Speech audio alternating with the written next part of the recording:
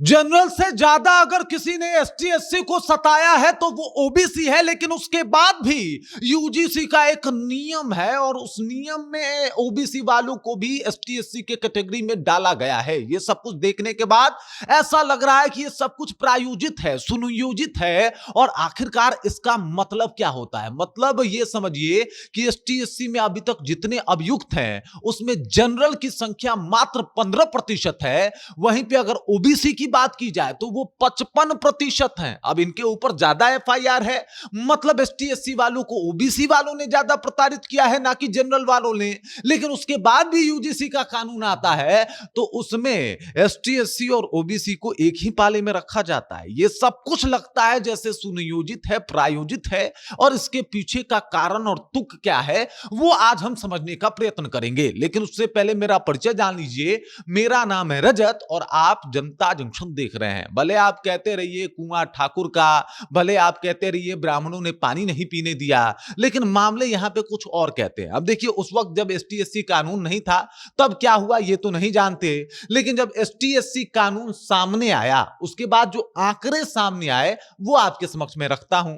हालांकि इसमें कोई दो राय नहीं है कि जनरल कैटेगरी के द्वारा एसटी एससी को सताया गया, लेकिन ओबीसी से ज्यादा नहीं सताया गया। इसका तो आंकड़ा और डेटा भी है। एक अनुमानित आंकड़ा बताता है कि जितने भी मामले होते हैं एसटी एससी का, मतलब अगर कोई एसटी एससी सताया जाता है और वो जाके एसटी एससी एक्ट लगाता है, इस मामले में 55% ओबीसी लोग होते हैं, मतलब ओबीसी कास्ट से बिलोंग करते हैं वो लोग हैं। वहीं पे अगर जनरल की बात की जाए तो जनरल मात्र 15% हैं। लेकिन फिर भी देखिए जनरल को किस तरीके से विलन दिखाया जाता है और ओबीसी को बताया जाता है कि साहब ये लोग तो जो है वो पिछड़े हैं, ये लोग तो जो है वो कहीं ना कहीं दबाए गए हैं और कास्ट के आधार पे इनको जो है वो प्रताड़ित किया गया है। लेकिन मामला बिल्कुल अलग है, आंकड़े बिल्कुल अलग बता रहे हैं। लेकिन उसके बाद भी यूजीसी का एक कानून आता है, यूजीसी का एक कानून आता है और इसमें कहा जाता है कि साहब ओबीसी और एसटीएससी जो है वो एक है।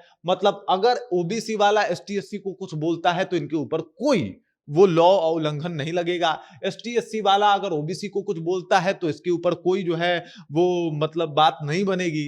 लेकिन अगर जनरल वाला कुछ बोल दिया तो ये मान लिया जाएगा कि जनरल वालों ने कास्ट के आधार पे उसको कुछ बोला है।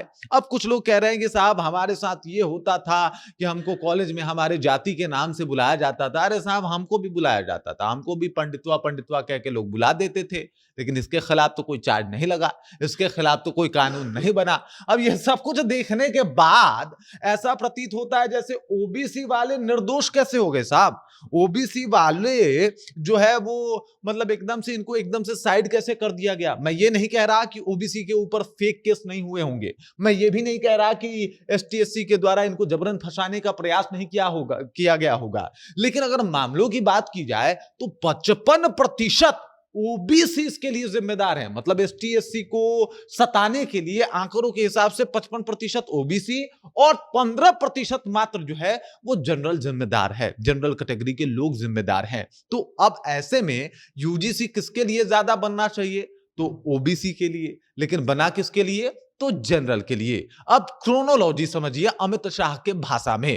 क्रोनोलॉजी ये है कि अगर पूरे भारत की जनसंख्या को देखा जाए तो उसमें ओबीसी की आबादी लगभग 50% है, 50% है। और सरकार इनसे लोहा लेके खतरा थोड़े मोलेगी। अब देखिए 50% ओबीसी और लगभग जो है वो 25% एसटीएससी, इनको मिला दिया जाए तो कितना हो जाता है? कितना हो जाता है? 75%। अगर लगभग आंकड़ा माना जाए तो 75% वोट बैंक को बनाने के लिए अगर 25% जनरल वालों को जो है वो दरकिनार ही करना पड़े तो उसमें क्या बुराई है? ये कर देने से क्या ही बिगड़ जाता है। और यही सरकार ने क्रोनोलॉजी बिठाया कि अगर ऐसा नियम कॉलेज में लाया जाए तो साहब एक वर्ग जो जनरल है जो खुद भी प्रताड़ित होता है, ऐसा नहीं कि प्रताड़ित नहीं होता, कभी इनको भी जाति के नाम पे कि अरे तू ब्राह्मण है, अच्छा तो तेरे साथ तो ऐसा होगा, तेरे साथ तो वैसा होगा, तू राजपूत है तेरे साथ ऐसा होगा, तू भूमिहार है, तू लाला है, ये तो इनके साथ भी होता है ना साहब। होता है कि नहीं होता? कॉलेज में तो ये सब कुछ देखने को मिलता है। कॉलेज में तो बड़ा बड़ा जो है वो पेंट से लिखा जाता है ना, ब्राह्मणों की कब्र खुदेगी या फिर जो है ब्राह्मण जो है वो भारत छोड़े, तमाम तरीके की बातें लिखी हुई होती है साहब। वो भी तो कॉलेज में ही हो रहा है, नफरत तो वहां है और जो सवर्ण के लोग हैं उनसे। तो फिर आखिरकार जनरल कैटेगरी के साथ ये भेदभाव क्यों? तो समझिए इस बात को कि ये सिर्फ और सिर्फ राजनीति है, दूसरा कोई नहीं। बाकी अब तक आप आंकड़े समझ गए होंगे, ये जो डेटा, एक अनुमानित डेटा मैं आपके सामने प्रस्तुत किया हूं, इसको भी आप समझ गए होंगे। बाकी इस खबर को लेके आप क्या सोचते हैं, आपके जहन में क्या कुछ चल रहा है, कमेंट कीजिए, अपना विचार हम तक पहुंचाइए। बाकी आप देख रहे हैं जनता जंक्शन और मेरा नाम रजत है।